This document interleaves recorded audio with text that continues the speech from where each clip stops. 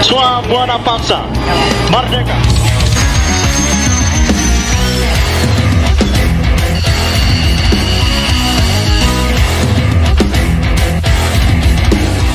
Warahmatullahi wabarakatuh. Apa kabar teman-teman? Sudah cukup lama nih, beberapa hari ini saya tidak muncul untuk berbagi status-status Facebook teman yang menarik, yang cerdas, yang kritis. Dan oleh karena itu saya ingin kembali hadir menyampaikan status-status teman, dan kemudian nanti saya komentarin, saya ulas supaya menjadi perspektif yang saya anggap menarik untuk saya bagikan kepada kalian semua. Oke ya, kita ikuti bersama ya. Oke. Berikut status P Imanes Speed, jenius, keren, pas banget, mengutip cuitan Ustadz Felix Xiao. Ya, Wakanda itu menarik. Wakanda itu Indonesia ya. Kalau yang belum tahu, Wakanda etekewer negeri Thailand. Nah, itu harus dipahami ya. Itu nama-nama lain dari negara kita ya. Buat bercandaan karena isinya sudah semrawut, nggak jelas.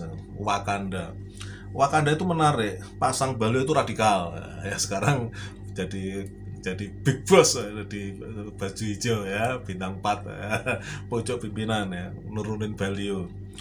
Pasang Bali itu radikal atas nama anti teror, yang nggak bersenjata diteror, nah, ya kan.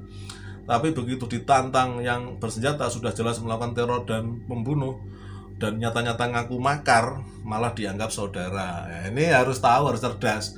Saya nggak perlu menjelaskan, kalau saya menjelaskan bahaya, saya sama-sama aparat nih. Tapi ya saya sangat kecewa model-model bos kayak gitu itu ya.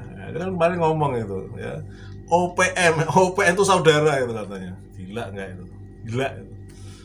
Status Mbak Irma Yanti, ya Allah, negaraku kian maju, sirkuit balap kelas dunia telah ada, jalan tol terbentang membelah pulau, bandara dan pelabuhan baru disiapkan untuk siapapun yang ingin mendarat dan merapat. Ibu kota nan menawan digarap demi masa depan anak bangsa. Ternyata kita memang negeri kaya raya. Bahkan rakyat dimanja luar biasa untuk urusan buang hajat. Bayangkan, untuk mengurus WC negeri ini ditangani oleh 2 menteri yang muda dan ganteng-ganteng.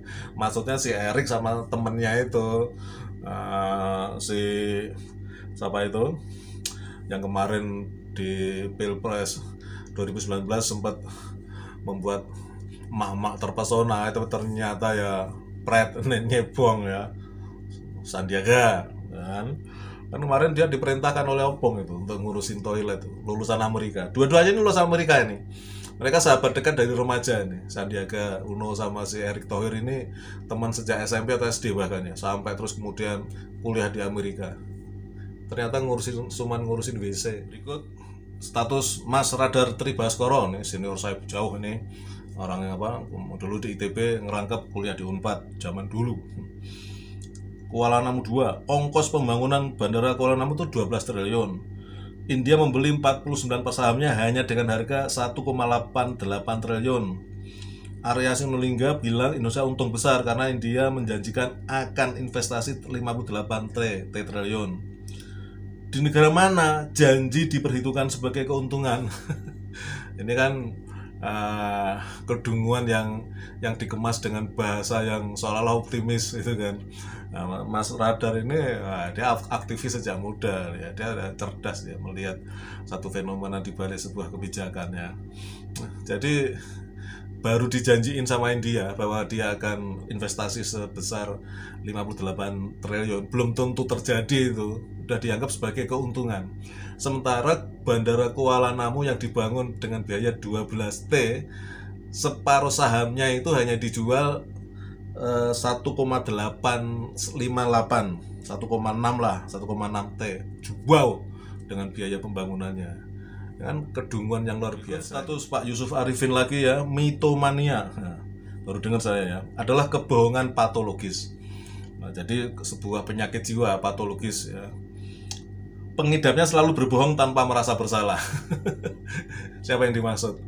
Ya si Raja Ngibul itulah dan jajarannya ya, tukang ngibul, janji-janji tapi nggak pernah dipenuhi, tapi nggak pernah merasa bersalah, bahkan merasa sebagai sebuah prestasi, kemudian minta tambah satu periode lagi dan seterusnya, tetap ingin berkuasa, padahal bodoh ya, menjadi sumber bencana. Mas Radar Tribaskoro enak banget pejabat negara di era rezim Jokowi. Rakyat curiga dituduh fitnah.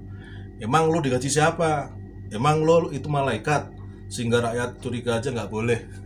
Ini kekesalan seorang Mas Radar Tribaskoro ini.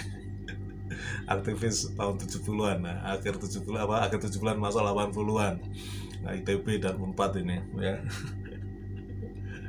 Ya begitulah, yang berbeda pendapat sikat, bahkan dianggap sebagai melanggar undang-undang ITE segala macam ya, hanya karena berbeda pendapat. Nah, di rezim sekarang ini ya.